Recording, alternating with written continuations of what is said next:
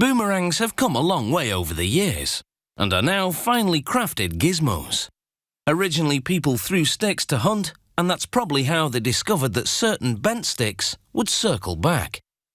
You could say that the boomerang is a bit of a throwback to primitive times.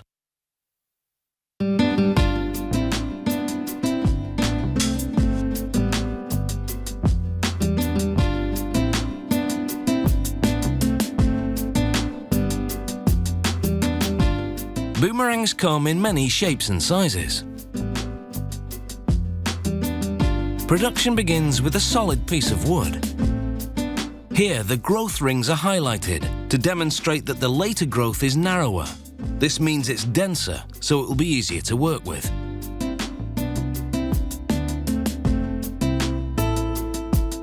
The woodworker takes 16 strips of that dense wood and places them in a steam box for 20 minutes.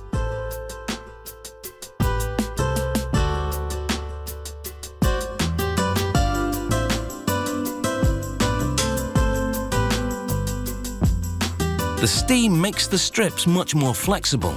They're so elastic, they can be bent by hand.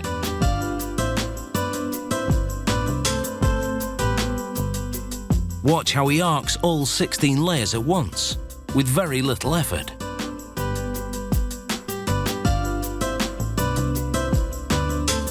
Now he has the basic form of a boomerang. To improve the contour, he clamps the strips in a boomerang-shaped mould. They remain clamped for a day or two, long enough to dry and harden into the bent form. He spreads glue onto each bent strip, then clamps them together in the mould again. This time the mould has been coated with wax to prevent the glued strips from sticking to it. It's left to set overnight. Then the laminated boomerang shape is removed. It's solid, but far too chunky to fly.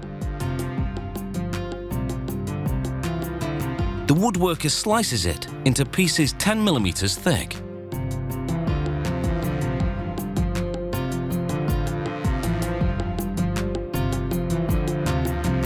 The piece of laminated wood yields about 6 thinner pieces.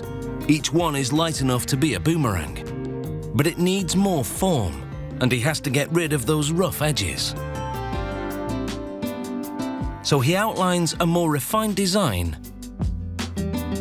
and cuts it out.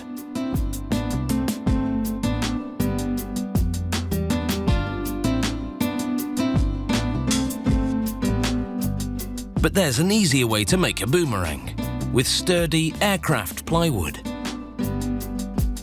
With plywood, there's no need to laminate and then physically bend the wood. He simply cuts out the pattern, then sculpts the tops of the wings with a drum sander.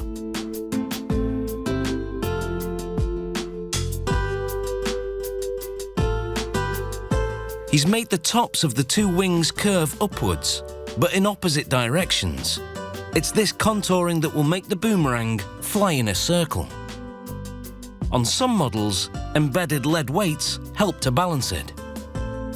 The laminated boomerang gets the same contouring, but a file is used instead of a drum sander. Laminated wood responds better to this technique, but it's much more labor-intensive and it takes skill. One mistake in the shape and size, and it will throw off the aerodynamics of the boomerang. But our woodworker has the job down to a fine art.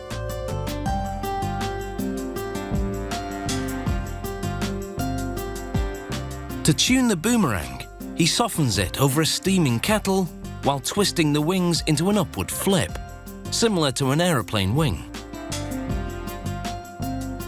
This blower dries the wood to ensure it stays flipped.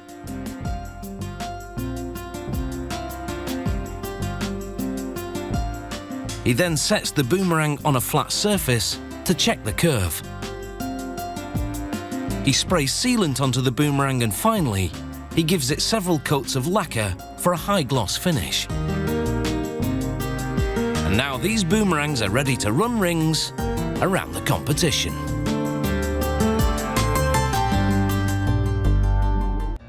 I don't have never slow up, no I don't take shit. I got no love for the fakeness. If you wanna play tough and wanna hate this, I'll always show up